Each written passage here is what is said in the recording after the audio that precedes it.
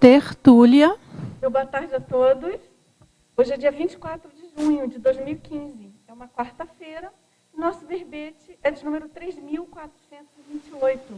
Ele tem 7 páginas, 50 elogios e 17 máximos. O tema de hoje a ser debatido é a medicina integrativa holossomática, da especialidade terapeuticologia. E ele foi redigido pelo neoverbetógrafo de hoje, Dr. Ricardo Yamazita. Muito prazer, Yamazita, ter você aqui, finalmente, defendendo esse tema tão sério, né, tão importante para todos nós. O Yamazita, ele é brasileiro, natural de Ivaiporã, Paraná, graduado em medicina, especialista em acupuntura e homeopatia. E ele é doutorando em medicina integrativa quântica pela IQUIM. Ele é voluntário da Conscienciologia desde 93, docente da Conscienciologia desde 2004 e tenepsista desde 2013. Agora, a medicina integrativa holossomática é a ciência aplicada ao estudo e sistematização dos conhecimentos, princípios e técnicas relacionadas ao processo saúde-doença, a partir da abordagem do conjunto de veículos de manifestação da consciência, extrapolando as limitações da medicina convencional, visando a integração de processos energéticos, emocionais, cognitivos, multidimensionais, epigenéticos, paragenéticos, holocármicos e evolutivos, desvelando múltiplos níveis etiológicos e ampliando as possibilidades profilático-diagnóstico-terapêuticas na catálise da autocura através do equilíbrio consciencial. E aqui na pensenologia, o holopensene pessoal da saúde holossomática.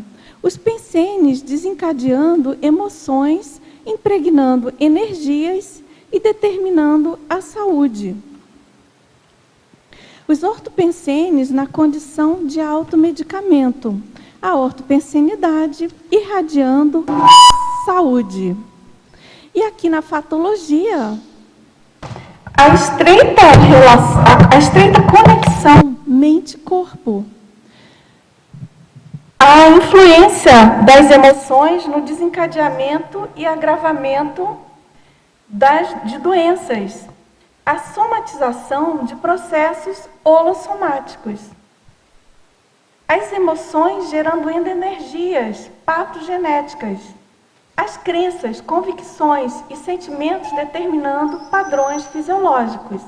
A indústria da doença combatendo as medicinas complementares ou alternativas, apesar de segurança comprovada.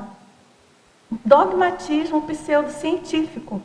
O paradigma eletronótico desumanizante. O autoempoderamento sobre a saúde, a higiene consciencial, a inteligência evolutiva profilática. O equilíbrio holossomático predispondo à consciencioterapia. A autorreintegração ao fluxo cósmico, a medicina do futuro. E aqui na parafatologia, os veículos de manifestação da consciência mais sutis programando o funcionamento dos veículos mais densos. A parafisiologia. Os auto- e heterassédios deflagradores de patologias, acidentes de percurso e dessomas. A verdadeira causa-mortes multidimensional. O bem-estar proporcionado pelos desbloqueios energéticos. As terapias energéticas suavizando a couraça holossomática. As projeções conscienciais desintoxicando o holossoma. Os veículos de manifestação da consciência enquanto diapasões ressonadores da consciência. As dinâmicas e cursos de campo bioenergéticos depurando a paragenética. E aqui na argumentologia, nós destacamos algumas listagens, né? A gente tem a primeira aqui, denominada esgotamento, e são 5 fatores capazes de explicitar a atual fase de esgotamento do paradigma da indústria da doença. Depois, a gente tem aqui no item tabelologia 6 cotejos entre a medicina convencional e a medicina integrativa holossomática. Aqui de acordo com peculiaridades específicas. Depois, a gente tem o item cronêmica, com 3 estágios listados aí do processo de adoecimento. E aqui na acabativa nós destacamos acupuntura, autocura, check-up holossomático, para-DNA, sinergismo, medicina, conscienciofilia. E aqui na frase enfática, a medicina integrativa holossomática favorece o equilíbrio consciencial e a irrupção do autodiscernimento, possibilitando ser este planeta hospital menos patológico e mais homeostático. E aqui na questionologia, você ainda considera os processos fisiopatológicos, sendo puramente físicos, somáticos, já compreende os processos holossomáticos de adoecimento e cura? Utiliza na prática tais conhecimentos para a auto e heteropromoção da saúde? E aqui na bibliografia específica, nós temos 11 fontes, 11 referências bibliográficas. Agora a gente segue aqui com a mega análise feita pela equipe da Enciclosapiens, professoras Marilene Raganin, Ana Rocha e Socorro Frazão. Holomedicina, multiveicular, homeostasia, patopensenes, ortopensenes, desequilíbrio, somatização, biopsicossocial, autoempoderamento, autodiscernimento, holossomática, reciclogênese, paragenética, anamnese, acupuntura, homeopatia, endoenergias, desintoxicação, terapeuticologia, integraciologia. Agora, professora Yamazita, a gente já tem aqui várias perguntas. Agora, eu queria que você, antes de mais nada, falasse um pouco para a gente sobre os bastidores desse verbete, no sentido, assim, da sua maior motivação para escrever, né? Para abordar um assunto assim tão polêmico, sério, que envolve aí muitas questões, né, da nossa sociedade. Bom, então esse verbete tem muito a ver com a minha história de vida, né? Então vou me permitir começar lá desde muito tempo atrás, quando eu estudava engenharia ainda, e eu sentia um vazio existencial. Não tinha assim um sentido para viver. E até que eu passei por uma cura parapsíquica, e aquilo para mim foi uma prova de que existia algo mais além do intrafísico apenas. Então eu comecei a partir daquilo a buscar as respostas, o que existia além da vida, além da matéria, né? E acabou culminando que eu acabei desistindo da engenharia para estudar. Eu decidi ter uma profissão mais assistencial. Então eu pensei ou em psicologia ou medicina. Acabei optando por medicina e durante o curso eu fui vendo assim que a abordagem do paradigma mecanicista ainda era muito reducionista, fragmentária, dividia o ser humano em pedaços, em órgãos e doenças. Então, por exemplo, no primeiro ano de medicina a gente estuda o cadáver. Então dá-se a impressão que o ser humano é um cadáver, que nós somos aqueles órgãos e as doenças são aquilo que a gente vê no microscópio. Então a gente vai sendo ensinado, vai sendo formado um paradigma de que nós somos aquilo. Então isso vai contribuindo para a formação de um médico desumanizado. Então eu vi muitos colegas entrarem com a intenção de serem bons médicos, ajudarem as pessoas, e ao longo do curso eles vão sofrendo uma desumanização, uma impregnação do paradigma, e ao final do curso muitas vezes eles não vê mais a pessoa que está ali para consultar. Eles veem um estômago, um coração, órgãos.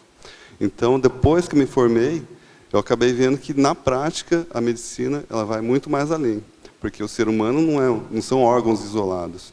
Comecei a atuar como médico de família, onde eu percebi na prática a questão biopsicossocial, a influência da sociedade, da família, da parte psíquica. Comecei a estudar homeopatia, onde a gente estuda muito assim, a influência das emoções, das energias no processo de saúde e doença. E depois eu estudei acupuntura, também que estuda o processo dos canais de energia, né? E a Conscienciologia vem complementar, mostrando que isso é uma parte ainda, né? Que existe a consciência que está superentendendo tudo isso. Muito bem. E são muitos itens, né, Yamazita? Eu não sabia desse seu passado pela engenharia. Interessante. Estudei 4 anos. Puxa, muito tempo, né? E, então, uma mudança e tanto, né? Bem radical, assim. Completo. Mas a gente agradece de antemão pela sua condição de médico, enfim, super assistencial e tão presente aí na vida de muitos de nós, né? E, claro, agora com esse verbete, na verdade, com essa abordagem aí da medicina integrativa. Agora vamos lá, na estrangeirismologia, na página 20, primeira linha. O que é a vis medicatrix natura? Então, esse é o caminho natural de cura. Então, isso foi proposto lá por Hipócrates, o pai da medicina, lá na Grécia Antiga, né? Hipócrates. Isso. Então, ele dizia que existe o caminho natural de cura, através da alimentação, dos hábitos de vida, de uma vida regrada, né? Que o próprio corpo tem a capacidade de restabelecer a cura. Então, a gente nota que, desde a antiguidade, já sempre houve uma dicotomia, um antagonismo entre escolas de medicina, aquelas que eram mais organicistas e outras que trabalhavam mais numa visão mais integrativa, mais completa, mais ampla da situação. Então, claro que as duas se complementam. Às vezes é necessário uma abordagem mais focalizada num problema, numa cirurgia, num problema específico, e às vezes é mais importante lidar com as questões existenciais da pessoa, com os vícios, hábitos, a qualidade de vida, que estão interferindo diretamente na saúde da pessoa. Agora, também na estrangeirismologia, na segunda linha, ele pergunta como podemos descobrir os nossos trigger points e os weak points holossomáticos. Então, essa é uma analogia que eu fiz. Os trigger points são pontos dolorosos na musculatura ao longo do corpo, que são pontos que, quando você aperta, desencadeia uma dor que se irradia. Então, são pontos... Por que ocorre isso? A musculatura ela fica em contratura, gerando uma má circulação de oxigênio e de sangue, gerando um acúmulo de metabólitos, inflamação e consequente dor. Então, quando você aperta, desencadeia um processo.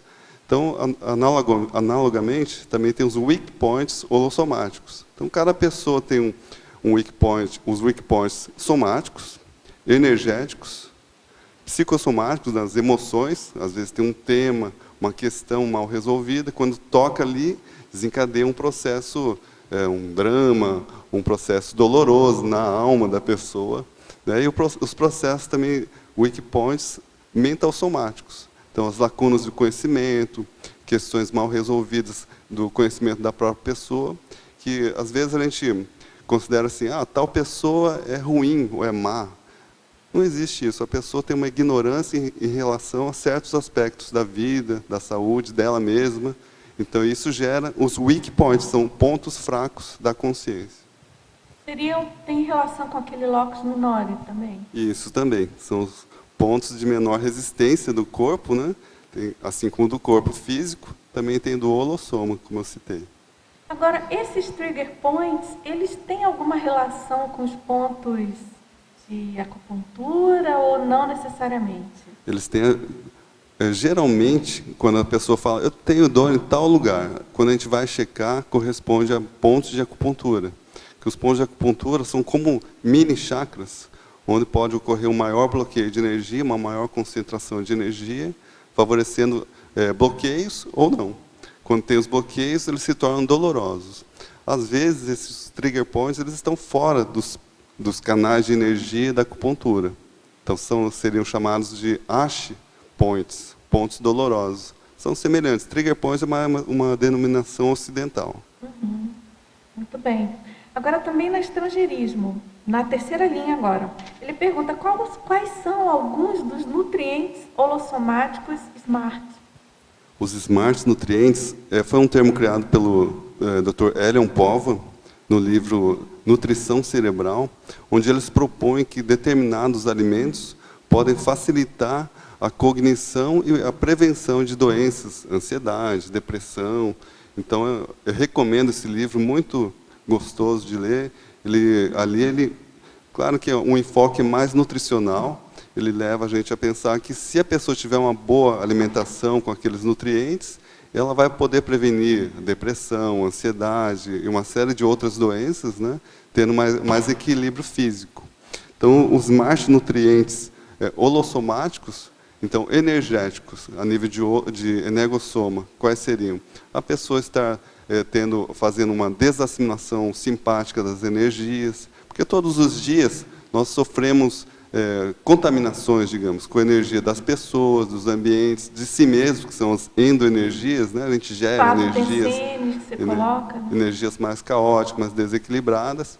Então, a gente fazendo uma desassimilação, absorção de energias imanentes da natureza, das árvores, das plantas, da praia, do mar, então a gente está recebendo smart nutrientes energossomáticos. Quais seriam os psicossomáticos? Por exemplo, a pessoa receber afeto, doar afeto, carinho, alimentar sentimentos mais elevados. Então, isso são smart nutrientes emocionais, que o equilíbrio emocional favorece que a pessoa tenha mais discernimento, que ela tenha um equilíbrio mental e na sua própria vida. Os smart nutrientes mental-somáticos, a nível de mental-soma, seriam as ideias enriquecedoras. Então, todos os dias a gente se alimentar de novas ideias, novas abordagens, criando neossinapses, novos caminhos cerebrais que vão possibilitar que a pessoa acesse novas formas de viver, que ela possa superar condições anteriores de traumas, condicionamentos arraigados, e ela vai poder estar alcançando melhores energias e um equilíbrio holossomático. Agora, na quinta linha, Yamazita, ele pergunta o que são os ólons. Os ólons foi uma teoria criada por Arthur Koestler na década de 30. Então, ele partiu da ideia de que cada objeto, cada elemento do universo, ele é uma parte, mas, ao mesmo tempo, ele é um todo. Só que, por exemplo, um átomo, ele é um todo em si, mas ele em si, ele é apenas uma parte de outros átomos. Por exemplo, dentro de uma molécula, um átomo, ele é uma parte da molécula. Os átomos compõem as células. A célula em si é um todo, mas ele é uma parte de um órgão, de um tecido, de um sistema. Então, os órgãos fazem parte de um corpo, de um organismo, de um corpo humano, e esse corpo humano também ele parece completo, um todo, mas ele está inserido dentro de um todo maior. É uma visão sistêmica, onde, então, em cada nível a gente pode ir ampliando cada vez mais. O indivíduo dentro da família dele, a família dentro da sociedade, a sociedade dentro do país, dentro do planeta, o planeta dentro do sistema solar ou da galáxia. Então, a gente pode ir ampliando os níveis de ólons. Quando você atua num nível de ólon mais baixo, você tem uma atuação mais inferior, mais fraca, digamos. Quando você passa para um nível de atuação, um ólon superior, você pode ter uma atuação mais generalizada, mais ampla. E agora, aquelas teorias holossomáticas top-down e bottom-up. Me pergunta como é que você pode explicar melhor essas teorias. Então, as teorias top-down, top significa acima e down abaixo, né? E bottom-up, bottom é abaixo e up é acima. Então, são teorias que estão sendo bastante utilizadas em várias linhas de conhecimento. Aqui vamos aproveitar da neurofisiologia. Então, o estímulo bottom-up é quando a pessoa recebe um estímulo, ele sobe pelo sistema, pelos nervos, pela medula espinhal, passa pelo tronco cerebral, atinge, estimula o sistema límbico e depois acaba chegando ao neocórtex cerebral, parte mais superior. Então, ele sobe de um nível inferior do corpo, vai ascendendo até atingir o neocórtex. Então, por exemplo, são as sensações, as percepções visuais, auditivas, né, que a gente está sendo constantemente alimentado. Ao mesmo tempo, a gente tem as interações top-down, que é do córtex para baixo. Então, a gente poderia fazer uma analogia da consciência passando através do seu holossoma. Então, o soma seria o nível mais inferior, o energossoma, o psicossoma e o mental-soma. Então, seriam influências ascendentes. Então, quando a gente tem um pensamento poderoso, então a gente está, do nível do mental soma, das ideias, a gente está gerando sentimentos, emoções, sadios ou não, e podem estar influenciando a nível descendente todo o corpo humano. Ok. E também na estrangeirismologia, na quarta linha agora, você poderia falar mais sobre os 3 humores ayurvédicos, Pitta, Vata e Kapha? Esses termos vêm da medicina ayurvédica. Eu não sou especialista em medicina ayurvédica, mas eu fiz questão de colocar esses temas aqui para a gente estar lembrando que a medicina ayurvédica é a medicina mais antiga que existe no planeta, tem data de 5.000 anos. Então, ayurvédico significa ciência da vida, da sabedoria. Então, eles têm já bem definidos alguns princípios de manutenção da saúde, do equilíbrio, da harmonia. Então, esses 3 aqui, Pitta, Vata e Kapha, referem-se a características que as pessoas podem possuir. Os alimentos podem possuir, as energias podem possuir, ou mais ativas, ou mais paradas, mais lentas, mais pesadas, ou mais leves. Então, conforme a pessoa tenha características psíquicas ou físicas, então ela pode ser mais classificada em algum desses 3 tipos de elementos. Agora, na fatologia, Yamazita, na 8ª linha, lá na página 21, você poderia aprofundar o item, a pessoa de corpo fechado? Então, aqui a gente remete a pessoas que têm uma saúde de ferro, digamos.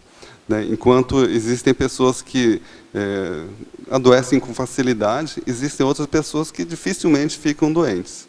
Eu ia me incluir nesse rol, mas esses dias eu estou com um pigarro na garganta. Já falei, eu não sirvo como um bom exemplo. Mas a questão é a seguinte, cada vez mais a gente se fala de resiliência. Resiliência na área de saúde significa a pessoa que tem uma capacidade de resistir a fatores externos ou internos de adoecimento, ou então de recuperar o estado de saúde após um processo de saúde, de doença. Então, a resiliência é algo que pode ser desenvolvido, aprendido. Então, a gente está sendo estudado isso, né? Eu acho que deveria ser investido muito mais no estudo da saúde, dessa questão da resiliência, como desenvolver isso, né? Que isso vai ajudar a gente a ter, em vez de a gente tratar as doenças, a gente evitar o adoecimento. Então, existe o contrário de resiliência, que é vulnerabilidade ou suscetibilidade. Então, a pessoa que a qualquer estímulo psíquico, emocional, mental, fator de vida, então a pessoa sofre um estresse, um desequilíbrio, acaba gerando um desequilíbrio psicofísico do seu organismo, e ela fica tendente a captar uma virose, uma doença orgânica de qualquer espécie.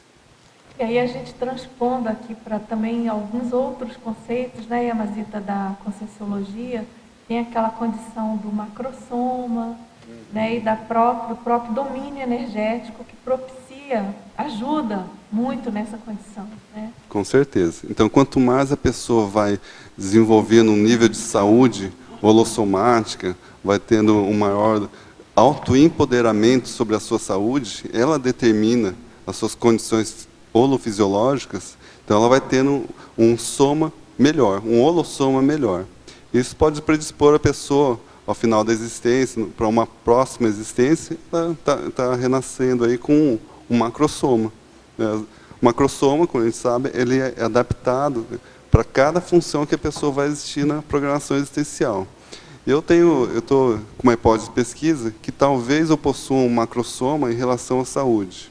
Porque eu já teve épocas que eu trabalhei muito em plantões, na época da gripe A, H1N1, tive plantões e um plantão atendi mais de 80 pessoas com a gripe. E eu não contraía a doença. Então, e também outras viroses, outros problemas que a gente atende muitas pessoas todos os dias e nunca tive nenhuma doença dessa. Então, estou cogitando que talvez esse macrossoma meu em relação à saúde favoreça eu estar desempenhando essa questão assistencial, o trabalho da medicina. João, só uma pergunta, uma curiosidade aqui. você coloca, lógico que você falou agora sobre a hipótese de macrosoma, mas também não tem o fato de você ser médico e você não ficar só na medicina convencional, porque você já se estendeu no início, né? Vários outros tipos de medicina. E você aplicar em você vivencia isso? Você já Com certeza. ponderou Eu isso acho também? que uma coisa não é isolada da outra. Eu acho que desde antes de eu entrar em medicina, hoje mesmo, eu estava lembrando que quando eu estava fazendo me preparando para o vestibular de medicina, eu aprendi a fazer Tai Chi Chuan.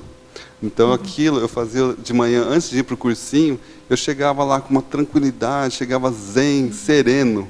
Então como que filmava as aulas e eu em 4 meses pude captar todo o conhecimento que ia ser aplicado no vestibular.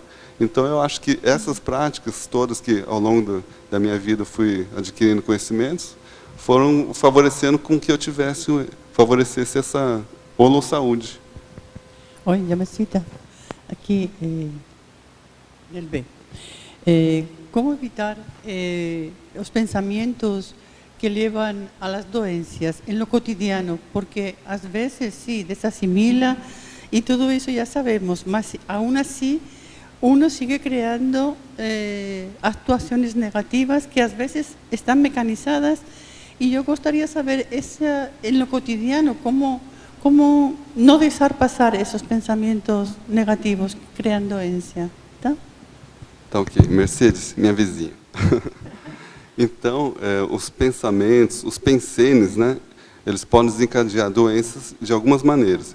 Pode ser de uma maneira, um pensene mais intenso, abrupto. Eu vou citar um exemplo de uma paciente que eu conheci através da homeopatia.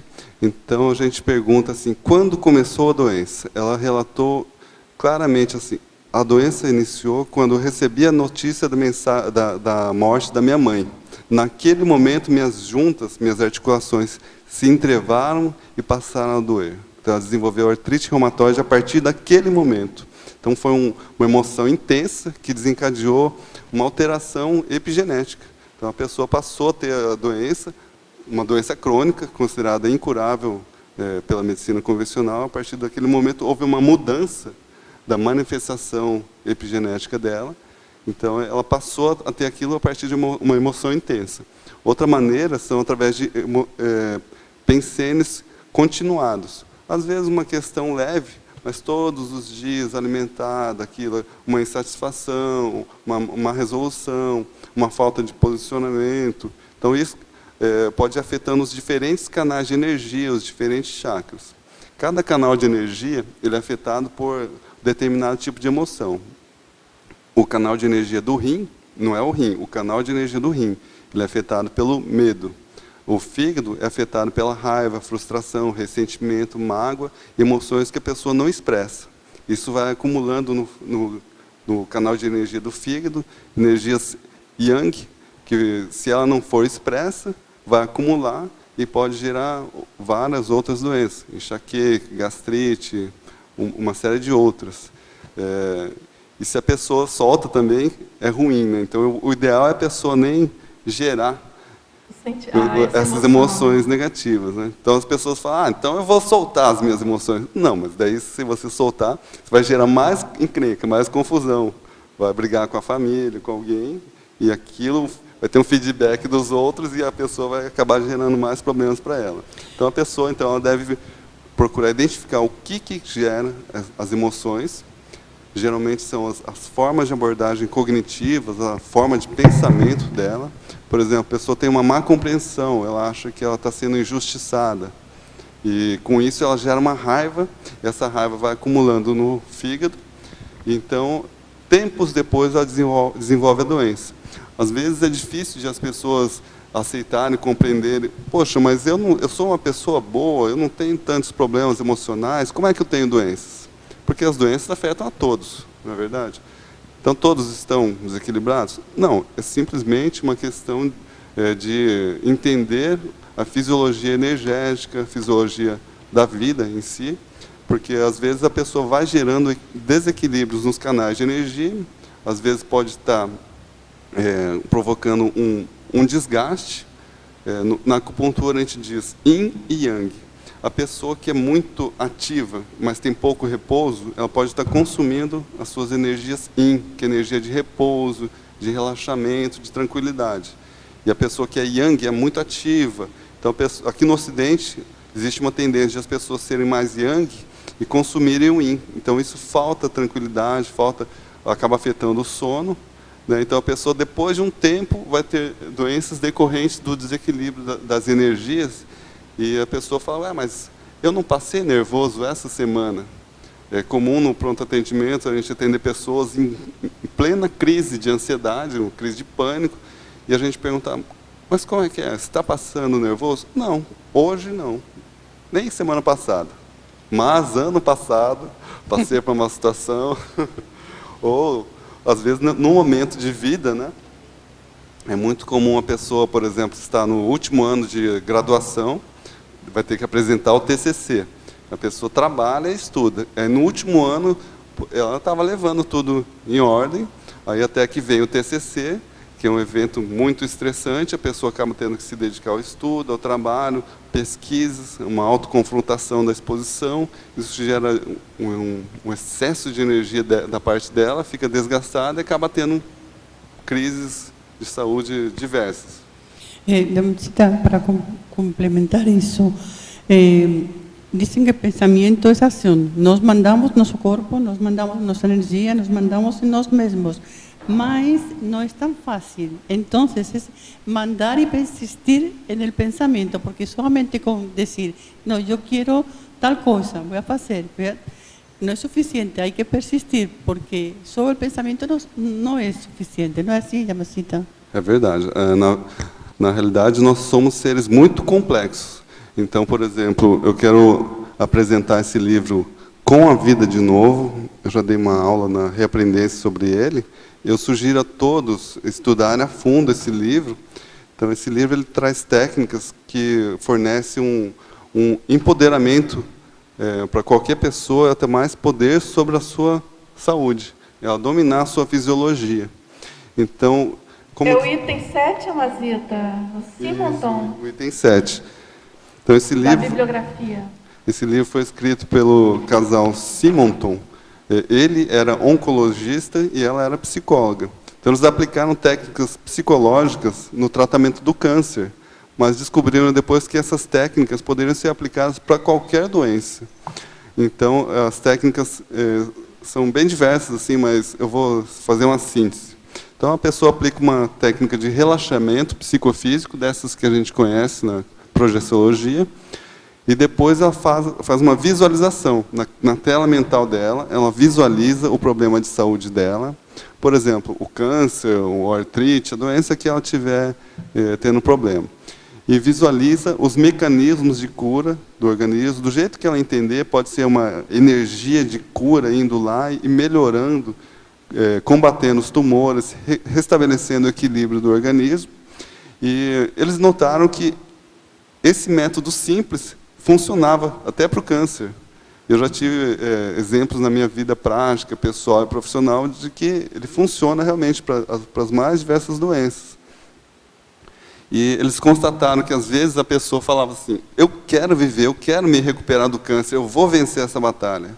A pessoa falava conscientemente isso, mas quando ia se fazer uma abordagem psicológica, os fatores emocionais, como que ele estava enfrentando, e também existe a técnica de a pessoa desenhar a visualização, colocar os elementos que ela está visualizando, e quando ela faz isso, aí fica nítido que, às vezes, tem fatores que ela não está considerando, que estão mostrando que ela, conscientemente, ela até quer sobreviver, quer superar a doença. Mas existem fatores emocionais não trabalhados, né, que podem estar trabalhando ao contrário. Então, a pessoa acaba não conseguindo se curar, apesar de ela querer. Então, é importante a pessoa fazer a autopesquisa, ela ir identificando isso. Tem um capítulo do livro que fala sobre os benefícios que a doença está trazendo.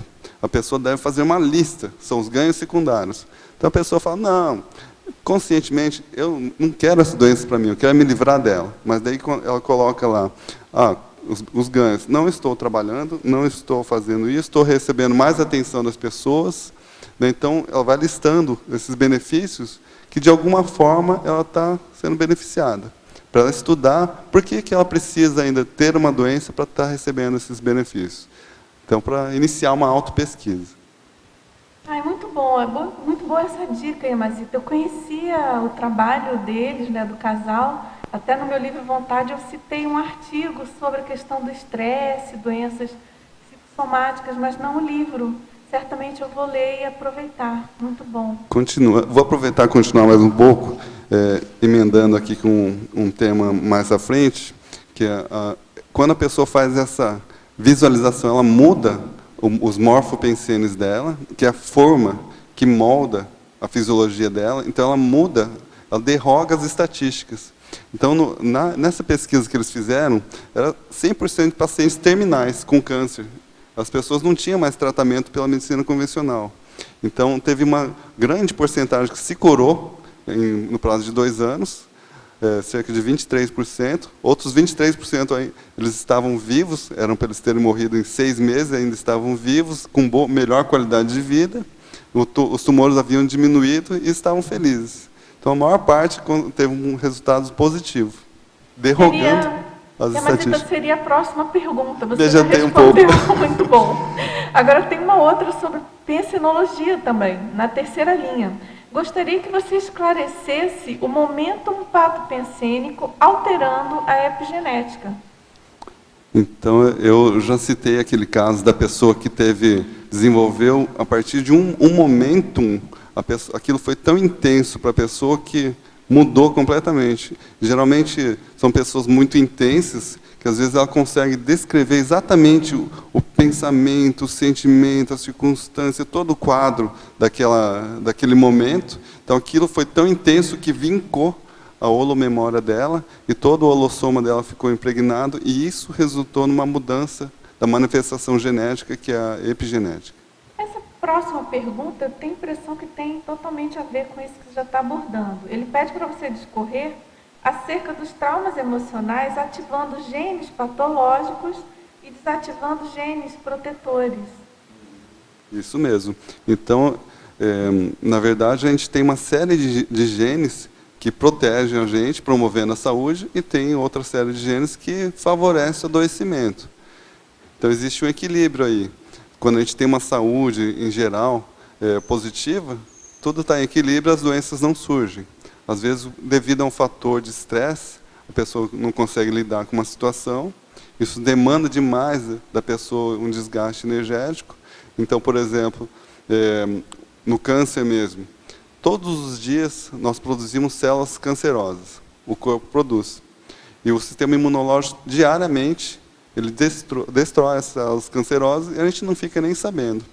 Então, quando ocorre um desequilíbrio desses genes, então ocorre uma maior proliferação das células cancerosas e as células, os mecanismos de defesa ficam enfraquecidos, o sistema imunológico que deveria estar destruindo essas células, ele deixa passar batido e acaba surgindo o câncer.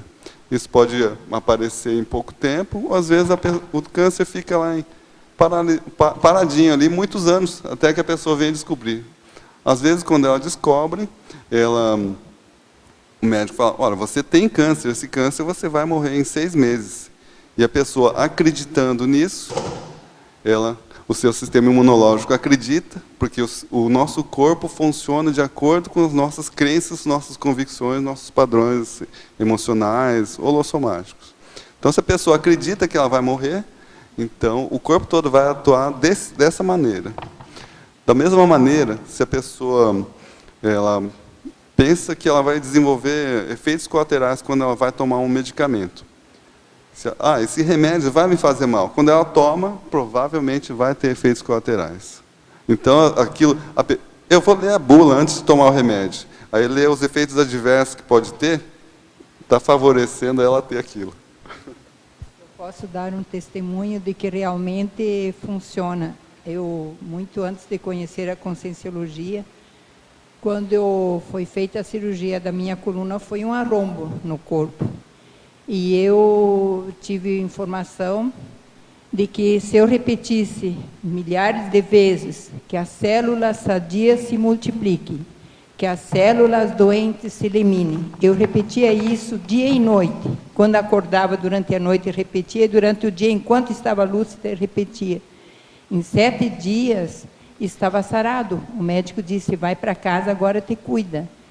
Ele falou, isso é uma coisa inédita. Então, realmente, isto funciona. Sem medo, mas com decisão. Que é uma ordem para o cérebro, uma ordem para o corpo.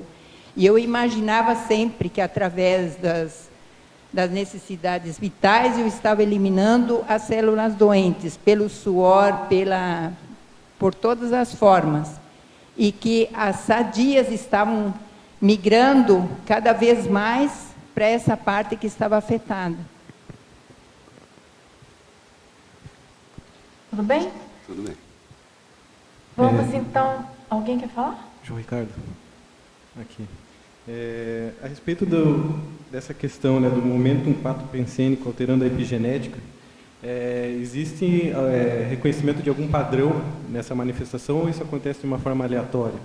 Por exemplo, determinados tipos de emoções ou traumas provocam manifestações semelhantes, né, patológicas, ou as reações, assim, pode-se estabelecer um padrão, forma de reação, ou isso acontece de forma aleatória, individual, dependendo de cada um, da idiosincrasia de cada um.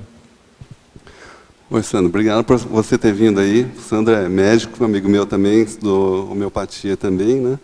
Então, a gente vê na história da medicina, da psicologia da medicina, durante o século XX, que no início eles tentaram correlacionar muito determinados tipos de personalidade a certas doenças.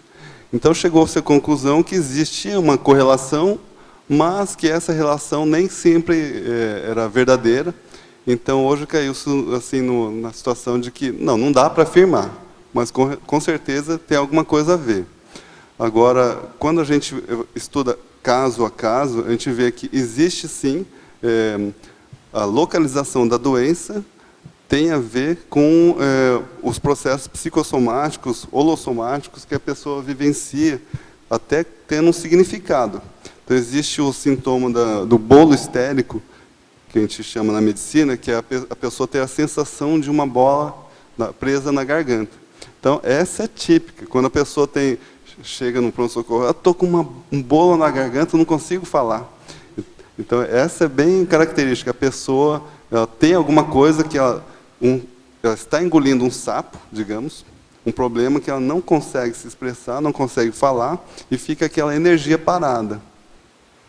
Então, eu quero chamar também para lermos e entendermos aqui esse livro do Isao Yamamura, que chama-se Entendendo Medicina Chinesa, Acupuntura. Ele está na referência bibliográfica também. Então, esse professor Isao Yamamura é um professor da Unifesp, considero o maior acupunturista do Brasil, grande pesquisador com doutorado. E ele diz que, conforme a emoção que a pessoa teve e o sentido que ela deu para aquela emoção, ocorre a localização da doença e como que ela vai adoecer. Então, se a patologia é nos braços, então a gente poderia perguntar o que a pessoa não está conseguindo fazer com os braços. Então, se for nas pernas, onde a pessoa gostaria de ir, que ela não está conseguindo. Se for na coluna, ela está tentando suportar peso excessivo, ela perdeu o apoio, que a coluna é o sustentáculo. Então, cada órgão, cada região do corpo tem o seu sentido, tem a sua fisiologia, que pode ser entendido de diversas maneiras. Então, cada pessoa deve fazer a sua autopesquisa, porque não dá para afirmar que todo mundo que tem problema no ombro é o mesmo significado psíquico. Cada pessoa pode ter tido uma forma diferente de adoecimento.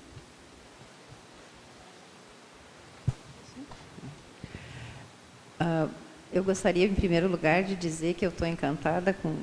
Para mim é uma novidade estar aqui, e eu estou encantada com essa forma tão fluente do nosso colega falar, e eu sou uma pessoa extremamente apaixonada por essa ideia das energias dominando o nosso organismo, o nosso universo, e principalmente a nossa saúde.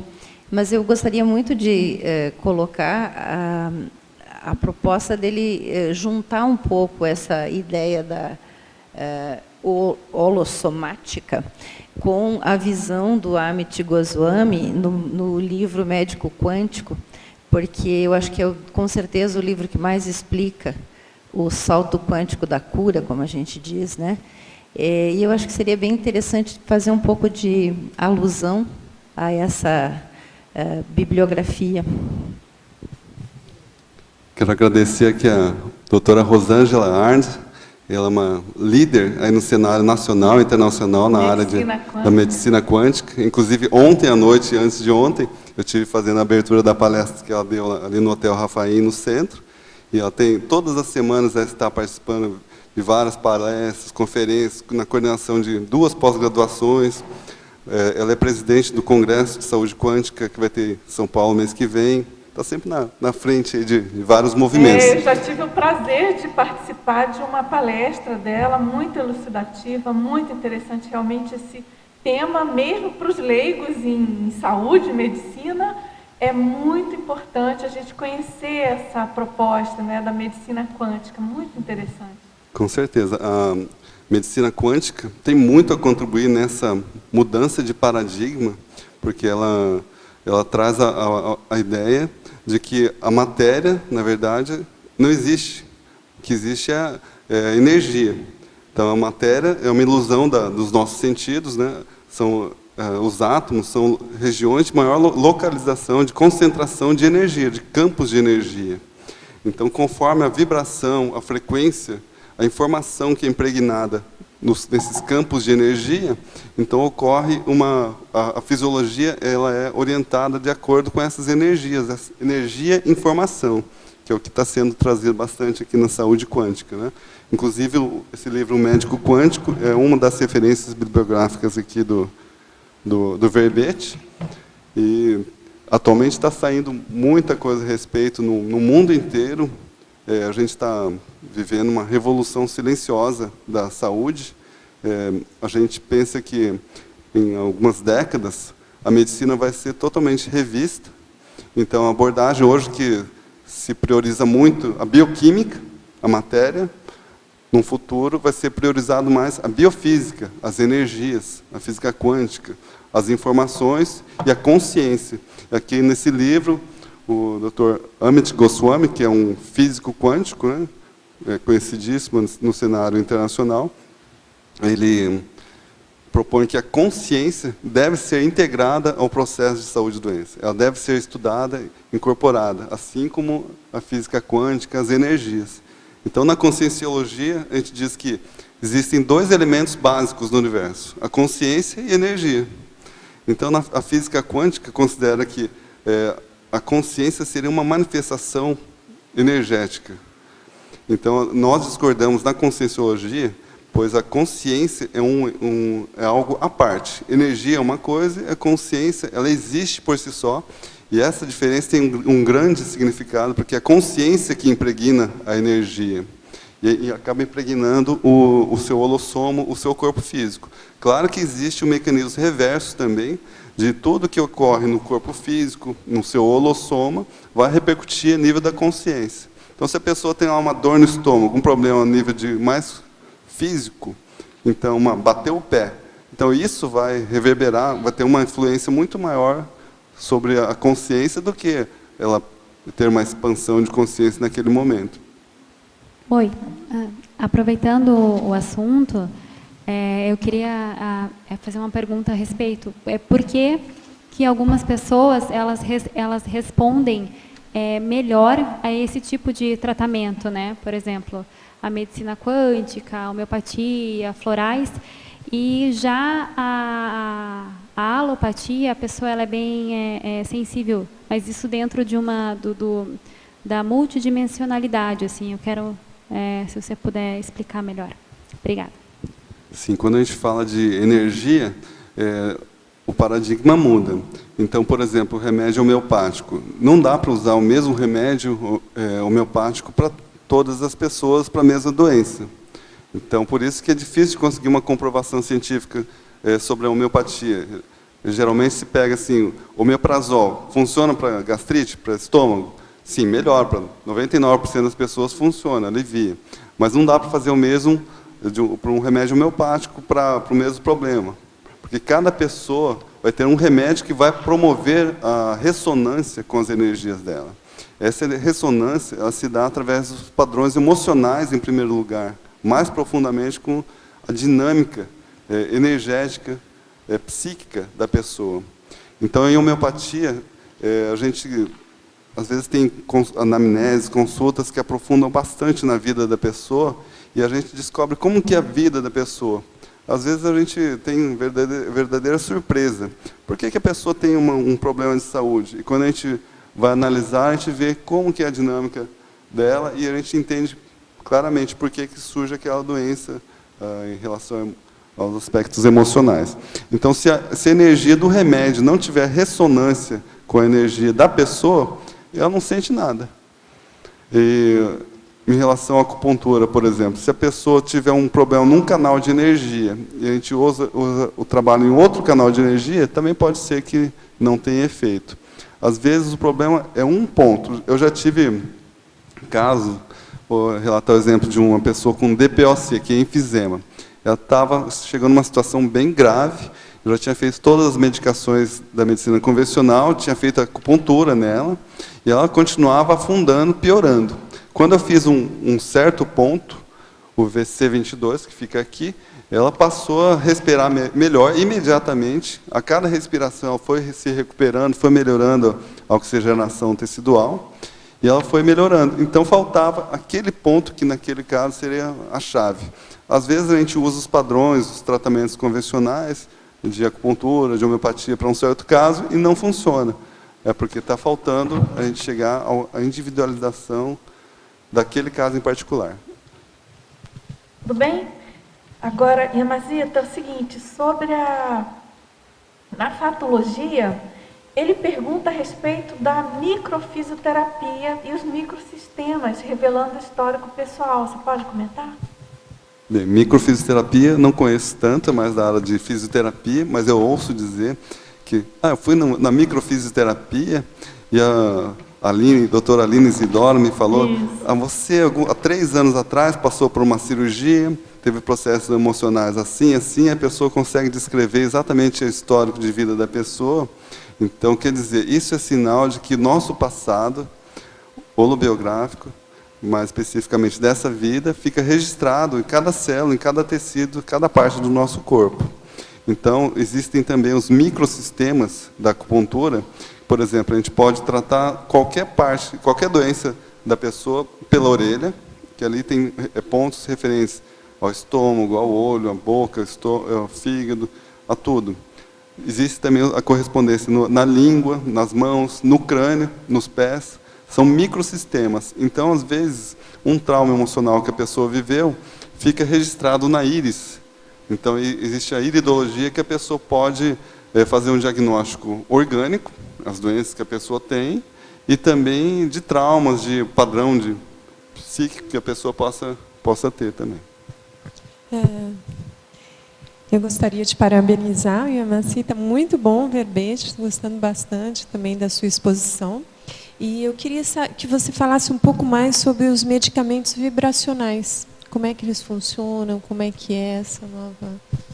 Então, até deixa eu ver se a doutora Rosângela está aqui ainda. Sim. Está sim. Nossa especialista. Ela é especialista nisso.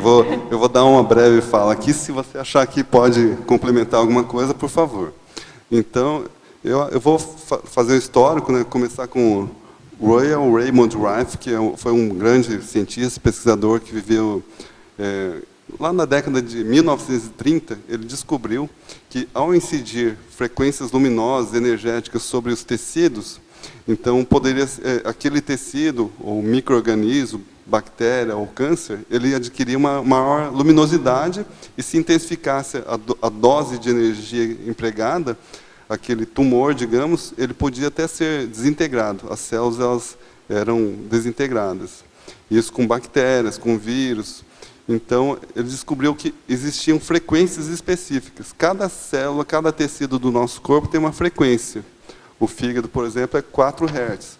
Então, quando você administra essas frequências energéticas para a pessoa, então você harmoniza, você potencializa a energia daquele órgão. Então, o órgão ele passa a vibrar com mais, passa a ter mais energia. Às vezes, energias, distorções vibracionais que aquele órgão possa ter são melhoradas e a pessoa passa a ter um alívio dos sintomas, uma melhora da saúde. Doutora Rosângela, quer contribuir com alguma coisa mais?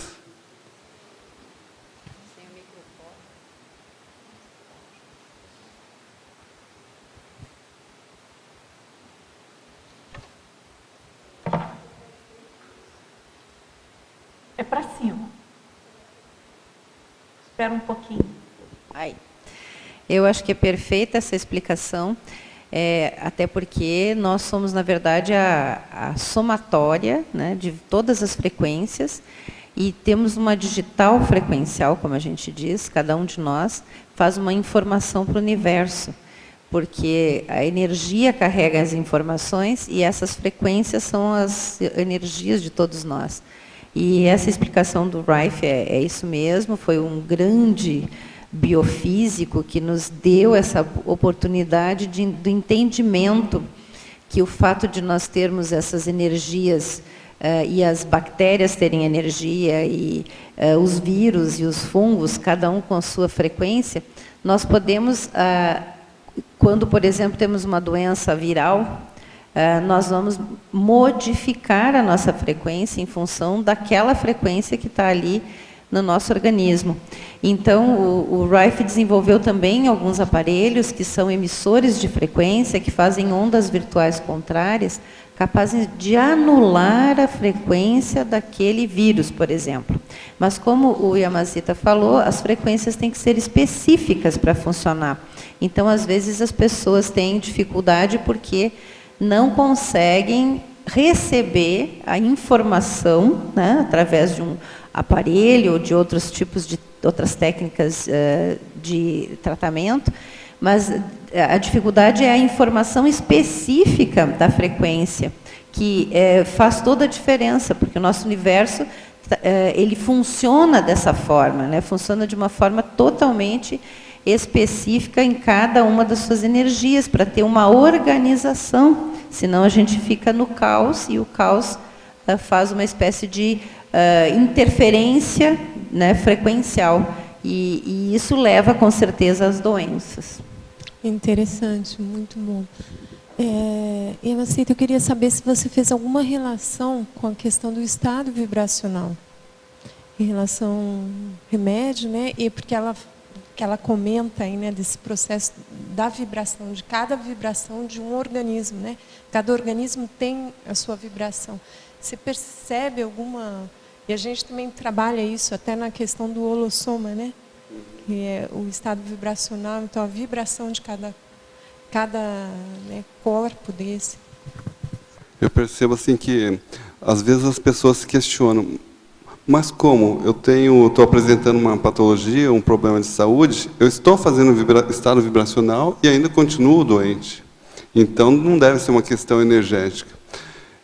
A pessoa pensa, mas na nossa visão da acupuntura, da medicina quântica, todas as doenças são energéticas. A pessoa tem uma dor, uma disfunção, isso é um desequilíbrio energético, vibracional.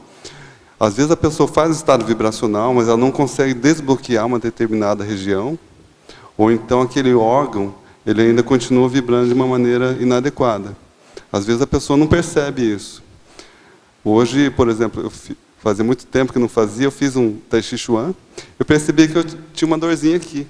E eu não estava consciente dessa dor. Quando a gente faz alguns movimentos, a gente tem uma maior autoconscientização corporal, a gente identifica que pode ter locais onde a energia não está circulando. Toda dor é um bloqueio energético. Eu tinha trabalhado a energia, mas aquela dor ainda continuava. Então, quer dizer que, mesmo fazendo estado vibracional, às vezes tem algum canal de energia que precisa ser trabalhado especificamente. Então, às vezes, a pessoa conhecendo a fisiologia dos canais de energia, ela pode melhorar a sua própria saúde. Tem o Qigong, que é uma técnica energética chinesa, a Ana Maria já está balançando a cabeça, que ela conhece também. Então, a pessoa pode trabalhar com a visualização, com a mente dela, trabalhar aquele canal de energia específico que está mais doente. Então, a pessoa pode estudar pela medicina chinesa, o que está acontecendo, qual o padrão de energia dela, de adoecimento, e ela mesma recuperar a saúde sem precisar ir no médico. Tudo bem, gente? Vamos lá? Tem muita pergunta. Tá. Só mais uma perguntinha em relação a isso. Você falou do pensamento, né? O quanto isso influi. Quer dizer, o pensamento, você relacionou o pensamento, ele está influindo na vibração também de certos órgãos, é isso? Isso ocorre? Com certeza, mas aí a gente tem que estudar o pensamento, que a gente tem os pensamentos automáticos, né? Você é psicólogo, então, mais profundamente aos pensamentos a nível consciente que a gente tem o nível das crenças que determinam os pensamentos. Então, às vezes a gente pensa, não, mas eu não estou tendo nenhum pensamento equivocado, patológico, mas às vezes é a concepção de vida, a crença que a pessoa tem a respeito da vida, de si mesmo. Por exemplo, nesse livro mesmo, Com a Vida de Novo, eles estudaram as pessoas que tinham câncer. Eles viram que as pessoas têm um padrão, um perfil de personalidade. A pessoa, na infância, ela passou por uma situação, um trauma, onde ela se apegou a alguma pessoa, uma profissão, uma condição, alguma abordagem, uma religião, e ela se apega naquilo que aquilo dá força para ela, uma sustentação. Então, ela segue, ganha um equilíbrio a partir disso, mas chega a um certo ponto da vida que os fatores estressantes são maiores do que aquela sustentação, e ela se vê confrontada a checar, a ter que rever aquelas crenças, aquelas posturas, onde ela estava alicerçando a sua vida. Então, parecia que estava tudo bem, mas a nível de pensamento mais profundo, as bases da vida, da cognição dela, estavam equivocadas. Então, isso gera uma necessidade de aplicar o princípio da descrença e a pessoa questionar o que eu penso a respeito da vida, o que eu penso a respeito de mim mesmo, das pessoas, né, do processo extrafísico. Exatamente, porque eu acho que é uma coisa importante da gente colocar aqui, claro, você complementa, né, Yamazita, mas é que quando a gente fala da física quântica, das energias, conforme os pesquisadores da SOCIM em geral consideram, ainda assim, mesmo falando de energia, e a própria colocação da física quântica é uma energia mais densa. Ela é uma energia física. E quando a gente fala de holossoma, quando a gente considera o paradigma consciencial, a gente está falando de energias extrafísicas. Então, é importante a gente considerar isso, né? Não perder esse referencial extrafísico, multidimensional do nosso paradigma. Claro que uma coisa interfere na outra, claro que faz parte de um sistema. Quando a gente fala de doença somática, obviamente que essas energias são físicas, claro, né? Mas a gente sabe que por trás disso tem um arcabouço extrafísico que propicia, que converge para essa materialização no nosso soma. Certo, professor Yamazita? Com certeza, Dulce. Muito bem lembrado. Inclusive, aqui na parafatologia, eu coloquei isso como os bastidores multidimensionais por trás dos processos agudos e crônicos também de adoecimento. Exatamente. Então, eu já tive oportunidade, em alguns casos, a gente comprovar junto com a pessoa que ela ficou doente por quê? Uma gripe, um resfriado, uma pneumonia. O que levou ao rebaixamento do sistema imunológico dela? A pessoa estava passando por uma situação de vida difícil, complicada também por a presença de consciências assediadoras, que a pessoa, às vezes, naquele momento, a autodefesa energética dela estava mais rebaixada, mais focada na resolução de conflitos intrafísicos, e ela se tornou mais vulnerável, mais suscetível à atuação de consciências não tão benignas. Então, isso também pode ocorrer em processos crônicos, né? Então, aquele assédio crônico, a pessoa tem um pensene, que a pessoa tem a conexão com o assediador, e isso vai gerando a cronificação do processo. Então, Yamazita, aí na parafatologia tem uma pergunta que dialoga com o que você está comentando. Ele pede para você falar sobre a aura de saúde herdada do CI, do curso intermissivo, e o miasma energético gerando predisposição ao adoecimento. Então, eu vou lembrar aqui também que quando a pessoa passa pela segunda dessoma no extrafísico, ela passa pela primeira desativação do soma, da morte do corpo físico, e depois, se ela conseguir se desvencilhar dos resquícios da última existência, resquícios emocionais, lembranças, não ficar mágoa, sem sentimento, ela passa pela segunda dessoma, que é a desativação dos resquícios energéticos da última existência. Então, enquanto ela não passa por isso, ela fica mais ligada à dimensão baratrosférica, que são as dimensões mais patológicas, doentias e densas. Então, se ela não passa pela segunda dessoma, ela ressoma, ela volta a renascer com o corpo físico, energias anteriores, mais sujas, mais densas, mais patológicas, da outra existência ainda. Então, do mesmo modo, quando ela passa pela segunda dessoma, ela limpa, faz essa desintoxicação do holossoma, e chega a participar de um curso intermissivo, onde ocorre uma depuração pensênica, íntima, intraconsciencial profunda, então ela vai ressomar com um holossoma muito mais predisposto para a saúde, com menores suscetibilidades energéticas, emocionais, pensênicas. Agora... Tem uma segunda pergunta que você... A segunda é a aura de saúde herdada do curso intermissivo, a outra era o miasma energético, gerando a predisposição. Então, tem a teoria miasmática, que foi mais abraçada pela homeopatia, que hoje muita gente diz que é uma teoria obsoleta, que não tem um fundamento, mas na homeopatia eles consideravam que as doenças são causadas pela energia. E essa energia doentia gera uma predisposição ao adoecimento. Então, essa energia miasmática seria semelhante a uma energia de um pântano, energia mais densa, mais rasteira, que ela fica, às vezes, impregnada em algum órgão, alguma região do corpo, gerando pensamentos, sentimentos, todo um quadro de uma totalidade de sintomas característicos daquele miasma.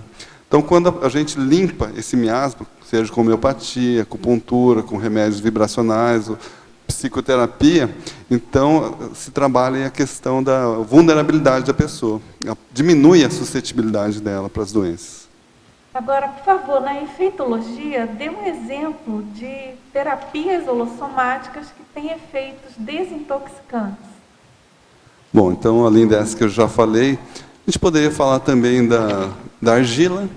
Né? Quando eu estive na Austrália, conheci algumas pessoas que lá tem um índice de câncer de pele muito grande, 50%. Então, eu conheci algumas pessoas lá que trataram melanoma, que é o câncer de pele mais maligno. E a pessoa me mostrou uma cicatriz que ficou nas suas costas, de um tumor grande, que ele aplicou argiloterapia, deixou durante uma semana, quando ele tirou, o tumor saiu junto. Então, as doenças são movidas por energia. Quando você desconecta, você despluga, tira a energia dessa doença, então a doença para de existir. Já tive casos que a pessoa chegou no pronto atendimento com muita dor por sinusite, por outras doenças. Vou contar o caso de uma amidalite com uma paciente que eu atendi. Ela não conseguia falar. Chegou, só mostrou a garganta. Eu olhei assim, aquela amidalite fechando. Nossa, acho que vou ter que internar, porque não consegue nem respirar direito. Eu apliquei acupuntura nela, uma técnica de crâniopuntura, e na hora ela falou para mim, o que você fez? Eu não conseguia nem falar, passou a dor completamente. E daí, passei antibiótico para ela, claro, né? Sou médico também. E depois de algumas semanas ela voltou e falou, olha, melhorei. Eu nem tomei os antibióticos. Nossa, muito bom. E ela tinha, cada 30 dias exatamente, tinha problemas de garganta. E ela contou que a partir daquilo, ela melhorou o estresse, ficou mais calma. Ela disse, era uma farmacêutica do laboratório, ela disse que agora ela podia chegar no laboratório e ver a pilha de exames para fazer e ela não se estressava mais. Porque antes ela olhava aquilo e já ficava estressada. Ela ia fazendo parte a parte. Então, quer dizer, a doença estava sendo uma somatização de todo o estresse dela. Quando a gente tirou o processo, a energia que estava materializando através dali, então aliviou o estresse e deu uma clareza maior de pensamento para ela. Agora, você poderia ensinar técnicas para desbloquear os canais de energias dos órgãos? Tem as técnicas com acupuntura, que aí existe um profissional, e tem as técnicas com Qigong. Então, a pessoa, os canais de energia, eles têm trajetos específicos né? Então, a gente pode atuar através deles, igual a gente faz a mobilização básica de energia, de cima para baixo, a gente pode fazer em canais específicos. Você identifica um canal que tem menos energia e você pode trabalhar a circulação dele. Se tem alguma dor, você trabalha a circulação de energia nele e pode trabalhar fortalecendo as energias dele também. Entra o Duin nesse caso também, né? Sim, o Duin também. O Duin é digitopressura, em vez de acupuntura, pode aplicar os dedos. Moxa bustão é uma técnica acessível, é a aplicação de um bastão de calor. Esse ativa intensamente os canais de energia. Agora, na fatologia, na 10ª linha, você pode falar sobre os milhares de diagnósticos do CID-10 ainda insuficientes perante a complexidade consciencial? Bom, pelo CID-10 existem cerca de 10 mil doenças, entidades nosográficas, mas nós somos bilhões, né, nessa Terra, né? Só nesse planeta somos 7 bilhões de consciências ressomadas. Isso é muito pouco ainda perante a diversidade das consciências. Às vezes a pessoa tem depressão, mas cada pessoa tem uma depressão de um modo diferente. Uma é porque ela segurou a raiva, outra é porque ela se acha injustiçada, outra é por deficiência de energia, outra é por excesso de energia que ela segurou. Então, cada pessoa tem um diagnóstico nosográfico e cada um deve fazer o seu próprio autodiagnóstico. Agora, ali na tabelologia, em efeitos colaterais, você pode ajudar como ler esse item 2 da tabela, na página 24? Então, por exemplo, no tratamento do câncer, os efeitos colaterais da quimioterapia são muito comuns, graves e muito frequentemente fatais. Esses dias eu estava conversando com uma paciente que tem câncer de mama, está se tratando, e ela falou que de 10 pessoas que ela conhecia que estavam se tratando, 8 faleceram. Mas não faleceram da doença. Porque o câncer ele vai consumindo aos poucos, é uma doença consuntiva. A pessoa vai emagrecendo, vai perdendo peso até ela morrer fraca. E as pessoas estão morrendo, isso é um processo que leva meses ou anos, na maioria dos casos. E as pessoas estão dessomando abruptamente. Por quê? Porque a quimioterapia ela lesa as células do sangue, ser as hemácias, ser os leucócitos ou as plaquetas, e de um dia para o outro, ela pode ter uma anemia aplástica total, não ter mais sangue, ou não ter mais leucócitos, e ela fica suscetível a uma septicemia. A pessoa teria uma febre, mas como ela não tem elementos para produzir a febre, acaba dessomando de um dia para o outro, insuspeitadamente. Tive amigos, vários, pessoa que foi comigo para a China para fazer cursos, depois de algum tempo estava com câncer, e a pessoa pediu ajuda para fazer o tratamento dela com quimioterapia, e menos de 3 meses depois, ela dessomou, provavelmente por causa do tratamento.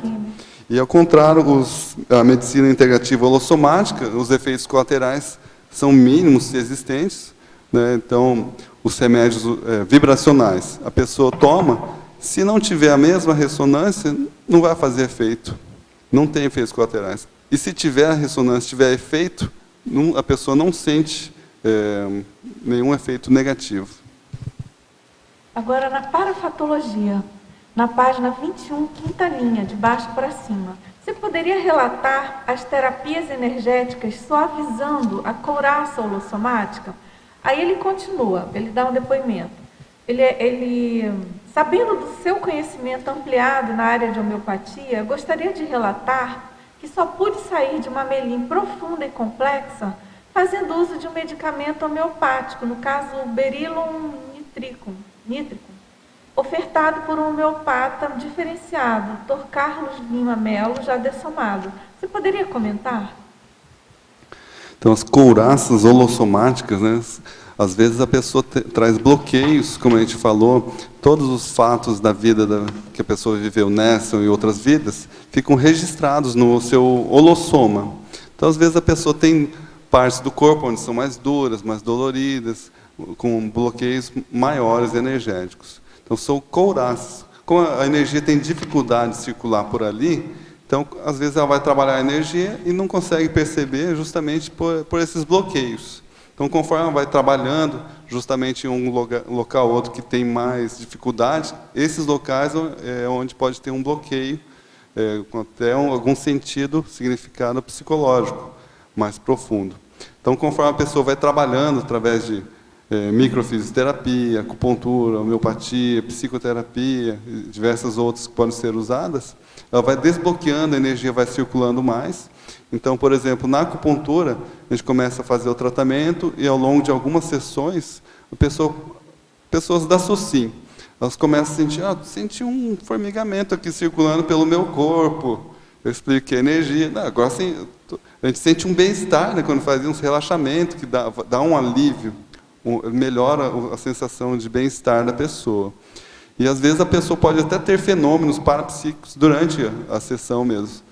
Tem pessoas que têm relatado assim, no meu consultório tem um quadro como se fosse assim, uma projeção da consciência. Então a pessoa, nossa, mas eu parecia que eu saí por ali, assim, saí flutuando. Ou então a pessoa percebe a presença de consciências extrafísicas, pessoas da SOCIM mesmo. Então desencadeia a abertura de parapercepções. Agora tem um depoimento aqui também, ele diz, sinto-me feliz por seu verbete, pois um dos meus sonhos de consumo é a integração dos saberes multidimensiológicos, principalmente na educação e na medicina. Qual a sua opinião, experiência da ação introdutória dos campos ou campi universitários sobre o paradigma multidimensiológico, conscienciológico?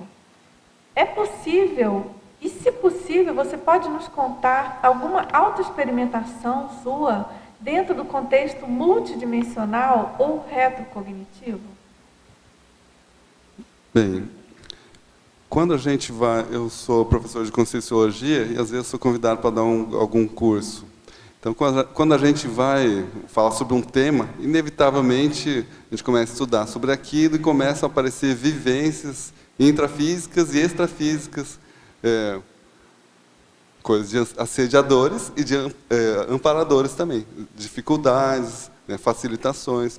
Igual agora para a apresentação do verbete, eu notei assim, um maior amparo, comecei a ter mais insights, um entendimento mais claro das coisas, ao mesmo tempo que situações intrafísicas. Essa segunda-feira quase tive problema com motoqueiro 3 vezes no mesmo dia. Eu virei o carro um pouco, daí me xingou, queria brigar comigo. Depois fui dar rete, uma moto atrás eu não vi, pegou. Então, situações intrafísicas como que dificultando. Então, isso tudo acaba influindo na nossa saúde energética, emocional, psíquica, e pode acabar gerando transtornos de saúde se a gente não fizer uma recomposição holossomática. Esse teletertuliano, Yamazita, ele é historiógrafo, psicanalista e acupunturista.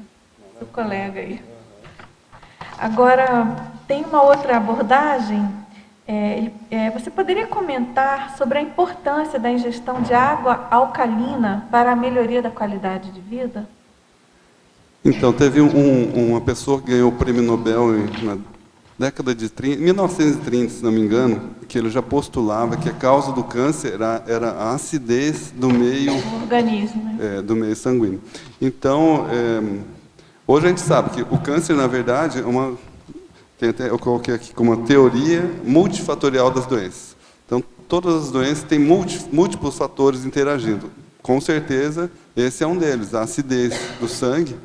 Né? Então, tem pessoas preconizando a ingesta de água alcalina, que pode ajudar a reverter isso. Agora, tem outros já dizendo que não, que o ideal seria tomar a água pura, né, sem um pH neutro. Então, eu acho que o ideal seria esse pH neutro, porque ele próprio vai ajudar a estimular a diurese a eliminar. Se você tenta compensar uma coisa com outra, o exagero pode acabar gerando um terceiro desequilíbrio. Agora, professor João, você acredita que o mental soma é o corpo que possui maior responsabilidade em patologias físicas, doenças na consim? Na minha visão, eu acredito que o psicossoma e toda a carga emocional que ele produz, que ele gera, produz reverberação no psicossoma, trazendo para a consim, além de cargas emocionais pesadas, verdadeiros pensamentos baixos e doentes. intensificando o processo de autoassédio e piora da pessoa.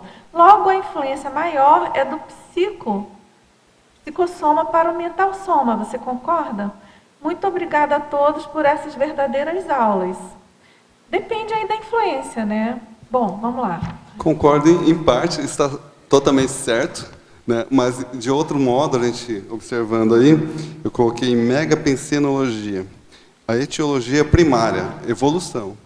Então, por que a pessoa tem esses acessos emocionais do psicossoma? Como eu falei no início do verbete, por uma falta de entendimento, uma ignorância em relação a algum tema, algum assunto, que ela é mais vulnerável. Então, na verdade, o mentalsoma dela é que está ainda com alguma dificuldade de entendimento, favorecendo essas eclosões emocionais. A predominância do psicossoma, né? Uhum. É claro que é o psicossoma destrambelhado que gera aí os problemas, os maiores problemas, mas em função de uma deficiência mental somática. Sim. Né? Então, ali eu coloquei a etiologia primária, causa primária das doenças como evolução, ou a falta dela. Então, às vezes, a pessoa... Por que nós estamos vivos aqui com o corpo físico, no intrafísico? Por causa de uma necessidade evolutiva. Essa é a causa de nós termos renascido. Por que nós viemos com determinadas configurações somáticas, holossomáticas? Devido ao nosso passado que veio se materializar aqui agora com essa existência. Então, tudo isso é resultado, faz parte do processo da evolução da consciência. Professor João Ricardo, que bom estar ouvindo essa tertúlia e suas abordagens sobre as causas das doenças.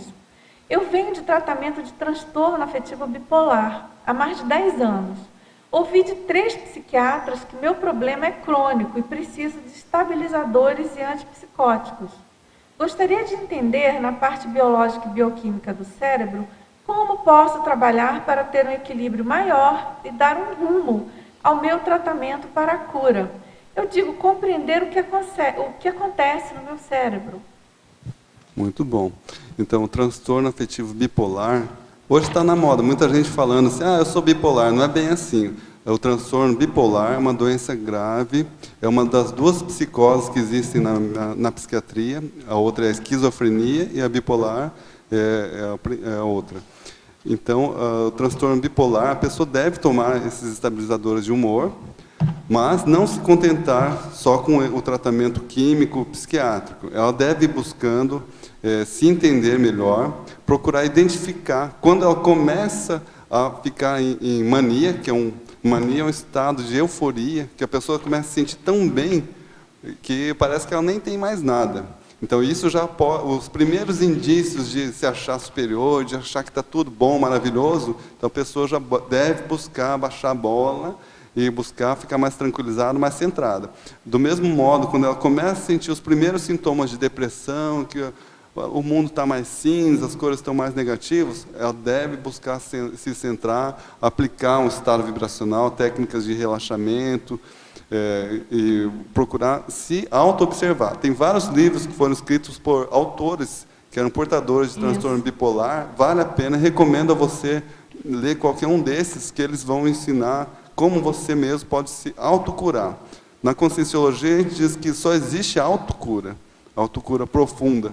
A gente ajuda com medicamentos, com tratamentos, a melhorar o holossoma, mas a consciência ela é mais profunda, a pessoa deve ir em busca disso. Agora, a Emazita, ela é do Paraná, ela mora aqui em Maringá. Que tal? Tem a consciência terapia aqui, né, em Foz, seria uma boa, né? Sim, se ela não fez ainda. Não. Tem a OIC, que é a Organização Internacional de Consciência Terapia. Pode ajudar, né, complementando aí nessa linha da autocura, né? Com certeza. Eles fazem trabalhos energéticos profundos. Tive a experiência de fazer consciência terapia, de eu estar fazendo em mim, e coisas assim que eu achava que ia ser difícil eu superar, e às vezes com facilidade, assim, o trabalho energético que eles fazem, parece que a gente não tem mais nada. Claro que depois a gente deve continuar fazendo uma sustentação no processo. Agora, professor João Ricardo, quais dicas o senhor daria para quem sofre de pequenos eventos de pânico? Então, o pânico é uma crise de ansiedade. Então, porque eu tenho corrido muito, né, uma síndrome que foi descoberta há uns 30 anos, Então, por que ocorre? Na minha visão, eu faço uma analogia a uma represa. O rio vem fluindo, vem aumentando a quantidade de energias, de emoções nessa represa, ela fica cheia até que chega a um ponto onde ela não tem como mais segurar e ela transborda.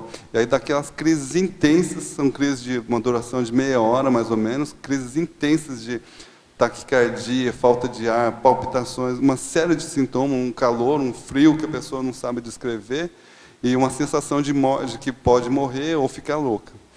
É intenso e chega a ser incapacitante, dependendo da circunstância.